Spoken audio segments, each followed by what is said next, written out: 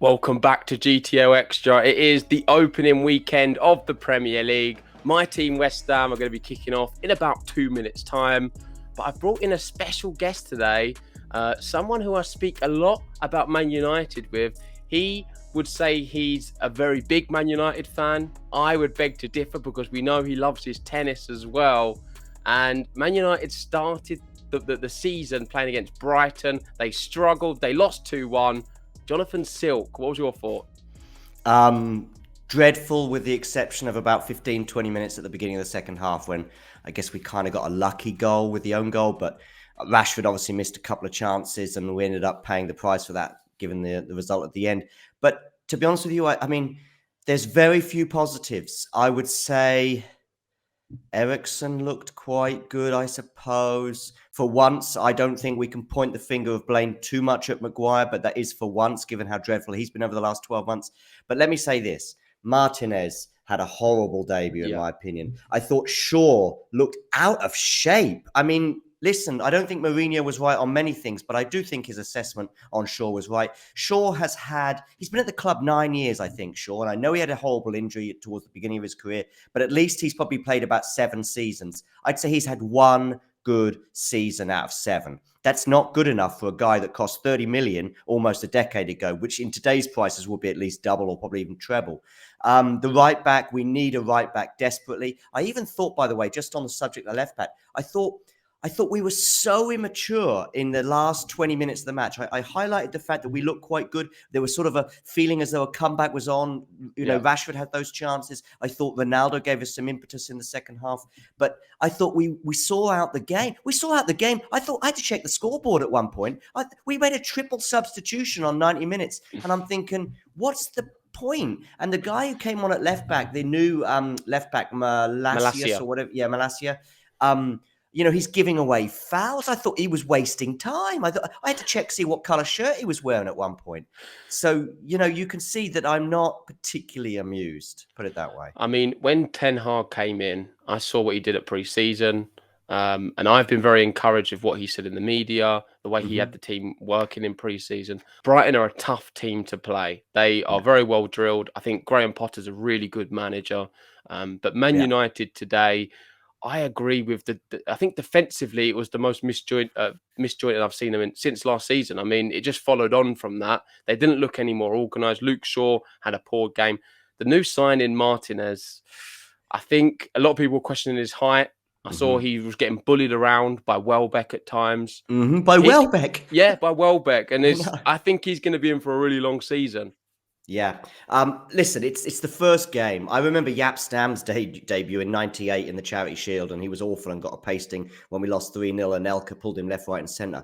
So, listen, and also Ten Hag. I mean, I'm not saying he's the next Pep Guardiola, but I was also thinking about Pep Guardiola's first ever match in charge of Barcelona. They lose and the knives are out. And, of course, at the end of that season, they end up winning the treble. So, and listen, I'm not an idiot. I'm not going to start getting angry at Ten Hag at this stage. I mean, don't get me wrong. I think he made 1 or 2 maybe mistakes today. I think choosing Shaw from the start was odd, bearing in mind he barely played in pre-season. A big decision he did make, sorry, John, was that Ronaldo was on the bench. Is that something you're on board with? Is that the right decision for him to be making?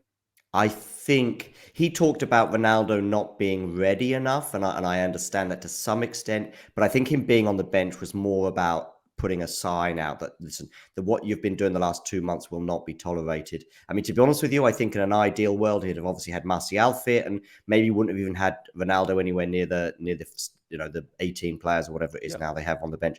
So I think that was because I think, to be honest with you, we needed a number 9, and that is what Ronaldo is, despite the 7 on his back. And we did look slightly better with him up top. I thought Bruno in that sort of false 9. In the pre-match interview, Ten Hag mentioned how it was going to be a mixture of Eriksen and Bruno being in the false 9, if you like. But basically, it was always Bruno was ahead of Eriksen. As I said to you, I thought Eriksen looked okay. There were some moments in the first half, I think, as well. Rashford had was free on the right, and there was somebody on the left. I forget. I think it may have been Sancho. But anyway, it was an immature end to the match, as I highlighted. It was a disjointed defense, as you highlighted. We just didn't look ready, which was odd considering how well I thought preseason went, possibly until the last 2 games after we returned from Asia. But yeah, I'm not happy, as you can imagine.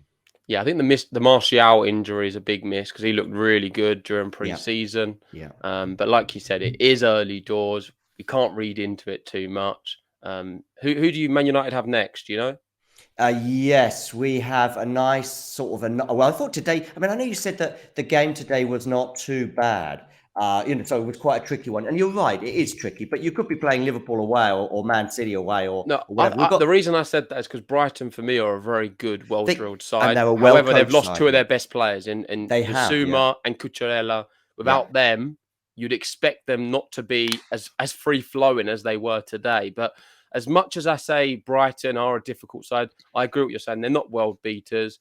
They aren't it's not a Man City or a Liverpool or even a Chelsea or a team like that. And ultimately, United should have done a lot better today. And it's a really disappointing start for them.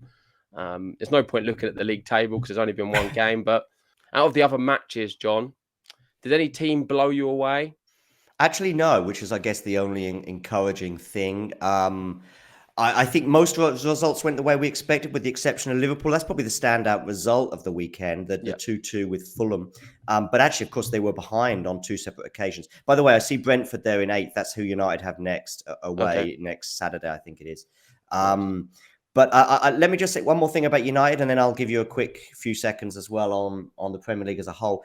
Listen, Ranić said earlier this year, and by the way, I'm not a fan of Ranić either. I think he got away quite lightly, bearing in mind, I think, how bad things were under him. They were probably as bad, if not worse, than they were under Solskjaer. So anyway, but what he said in about, I don't know when it was, maybe April, May time, he said United need about 10 players. And I think we do. I certainly think we need more than what we've got so far. I still have some optimism that De Jong will come through. I know it's been an ongoing saga and most people are quite tired of it by now, but I do think De Jong will have to leave Barcelona for various reasons, which we all know about. And I think we also probably need at least another forward. And ideally, we need at least a fullback as well. So if we got 3 players in through the door in the next 3 weeks, but that's very unlikely. It's very unlikely. I agree. I think you definitely need some players in the door, add a bit of quality to your team. I would even still try to strengthen the defence, the right back being probably the most important position. But maybe a blessing for you guys would be to get someone out the door. And when I say that, maybe a Cristiano Ronaldo.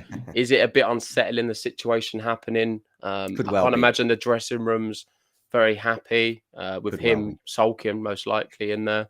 So it's a but he's our difficult best one. forward, really. He's our most But he was your best forward. player, and it's a case of, if it's a shame you can't get him on side and just have him playing up top and causing damage, because he would definitely help a Man United team which is lacking in a bit of quality.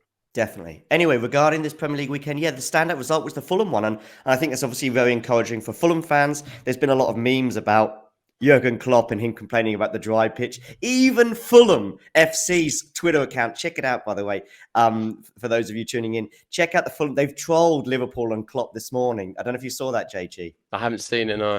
So Fulham's official Twitter account has said, look how lovely Craven Cottage is looking, and the pitch is looking wonderful, and there's sprinklers all over it. So that troll, and I tell you who's become really vocal over the last few months on Twitter is Jose Enrique, the former Newcastle and, of course, Liverpool fullback. Certainly seems to showing his colours for Liverpool, and he's quite angrily responded to Fulham trolling Liverpool in particular, obviously Klopp. So definitely check that out. That was the standout result. I think Arsenal obviously winning on Friday was something you would expect, but doesn't mean they will. Away at Palace could be a banana skin. And I think Arsenal, to be honest with you, Arsenal have to have a good season. They're the biggest spenders in Europe. They finished 5th last year. They blew top 4, particularly when they lost at Spurs in sort of the last couple of weeks of the season. Spurs, of course, their biggest rivals, have strengthened this summer and are looking pretty good as well under Conte. But I do think it'll be the usual suspects in the first 2 places. I think Tottenham have impressed me a lot with the business they've done. They've kept Conte there. They're looking well drilled. And that Kulevski guy, he looked really solid the other day. And Kane didn't even score, and they won comfortably. So it's August, though, isn't it? It's August. Yeah, it is early. Yeah, Kane doesn't score, I think, the first few months, as he usually. Different player after Christmas. But let's wrap it up there, because I'm cautious of time. I know you're going to head off. But the last thing I want to say before we wrap this one up is Man United. They lost in the opening weekend. They're yet to score a goal as well, because the goal they did score was an own goal. So Man United lose 2-1 to Brighton on the opening weekend. Hopefully, for your sake, things can improve. I actually believe they will, because I do believe in Ten Hag. But let us know in the comment section below. What did you make of this result? Are you shocked? Are you surprised? Do you believe in Ten Hag like I do? Do you think Ronaldo needs to go out the door? Who does Man United need to strengthen? What positions? What players? Let us know all your thoughts. Thanks for coming on, John Silk.